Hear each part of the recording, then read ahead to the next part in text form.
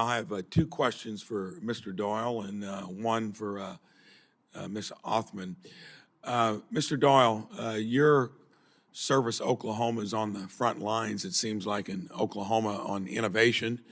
When I came to D.C., I wanted to make sure my own offices here, and especially back home, did as well as customer service in the business I ran for 37 years.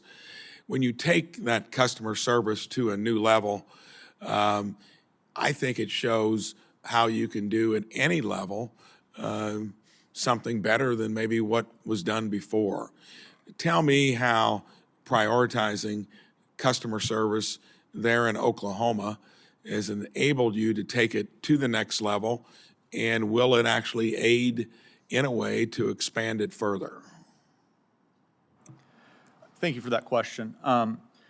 For us, we put the citizen at the front of everything that we do. It's the center of our business. Our name is Service Oklahoma because we are here to serve our citizens. And so we would be doing a disservice if we didn't design our services with our citizen in mind. And so anything that we actually build, design, change, we start with actual citizen interviews, having conversations with the person that's actually going to be using the product, of trying to determine their pain points, trying to figure out their feedback on what will work and what will not work.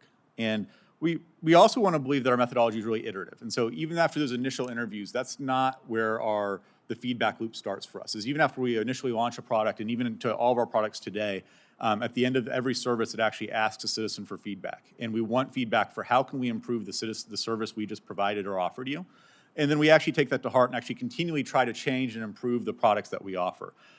Because as we continue to improve our products and better meet the needs of our citizens, we're improving our first-time resolution rate. We're decreasing our transaction times.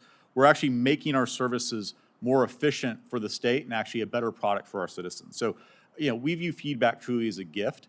It's the driver of everything that we do. The products in our product roadmap of what are we going to innovate or what are we going to improve next is really truly driven by customer feedback and what are the needs that we're hearing and seeing on the front lines from our citizens. Thank you.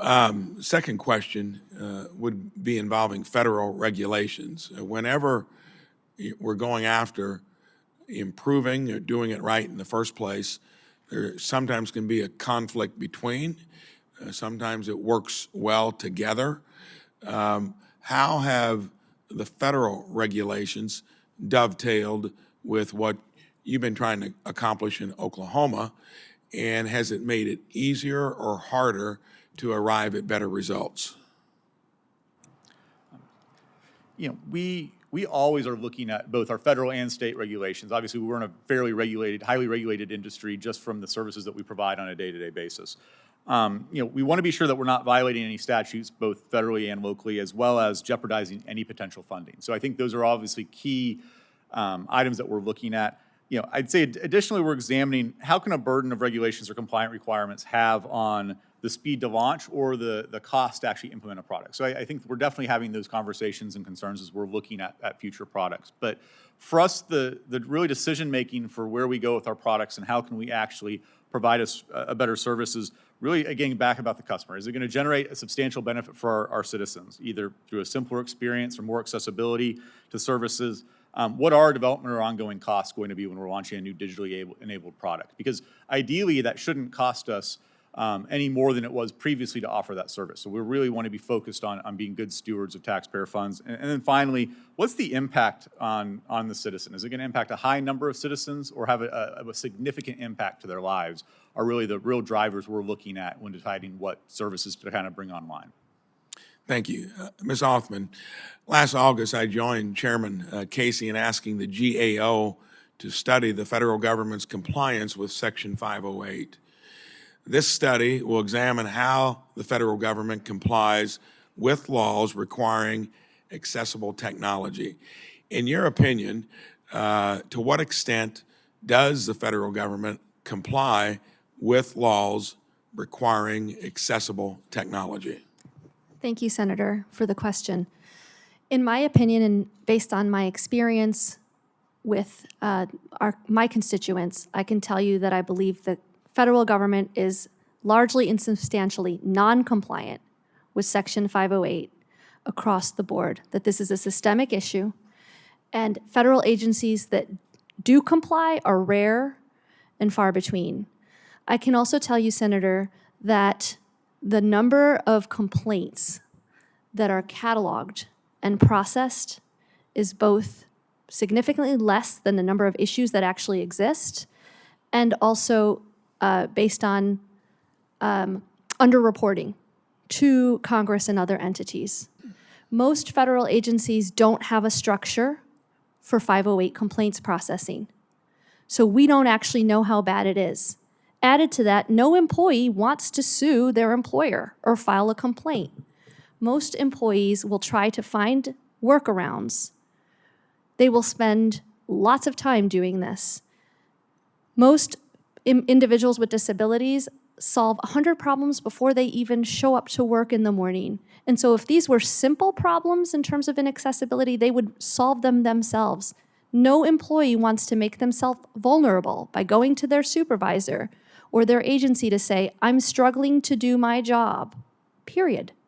Let alone because of something directly related to their disability, meaning the inaccessibility. And so while I absolutely applaud and support the GAO study, I'm also deeply concerned because I do not believe that federal agencies are properly keeping records or that there's an accountability or enforcement mechanism in place to accurately capture the number and volume of inaccessibility or the individuals that that impacts. That is disappointing to hear, and I think it ought to give us pause before we try to maybe do more through the federal government when it seems to be clear that it's not complying with some of the things it's put out there.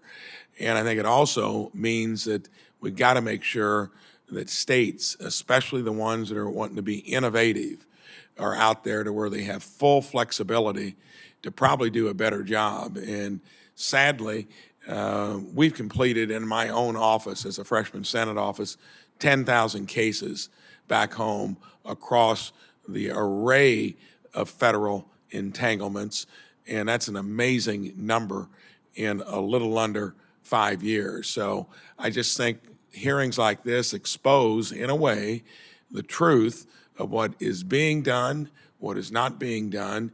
Practice what you preach, and please make sure that we keep the flexibility for states to do what appears to be a better job with a report like that. I yield back.